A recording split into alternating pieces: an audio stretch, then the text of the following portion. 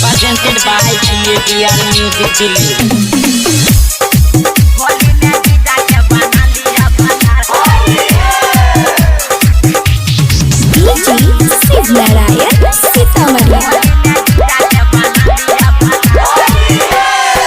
डाले दिया न चाली रंग कनी हो पर चढ़ल जवानी में छोड़े छिए को पर डाले दिया न चाली रंग कनी हो पर चढ़ल जवानी में छोड़े छिए को पर वही दुआरे हम एलो ससुरार वही दुआरे हम एलो ससुरार चाली रंग दू जगार होली में जीजा के बना लिया भातार चाली रंग दू जगार होली में जीजा के बना लिया भातार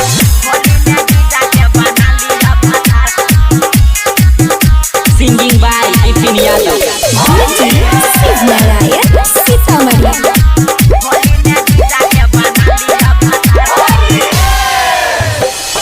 होली में चोली के ये साली देव हम भीजा लाग रिश्ता में हम अहाँ के बड़का जीजा होली में चोली के ये साली देव हम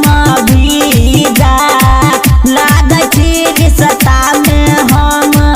अहाँ के बड़का जीजा भगवा के सब इता कर इंतजार भगवा के सब कर इंतजार चाली रंग दू जगार होली में जीजा के बना लिया भातार चाली रंग दू जगार होली में जीजा के बना लिया भातार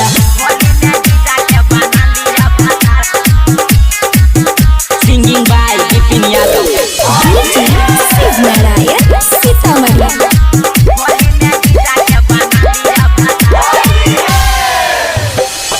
रंग डाला वालू आब करू नई नखरा आधा हक होइया हमरा कदिया ने बखरा रंग डाला वालू आब करू नई नखरा आधा हक होइया हमरा कदिया ने बखरा लक्ष्मण बिपिन कनी रंग देत धार विवेक नीतीश कनी रंग देत धार चाली रंग दू जगार होली में जीजा के बना लिया भातार चाली रंग दू जगार होली में जीजा के बना लिया भातार।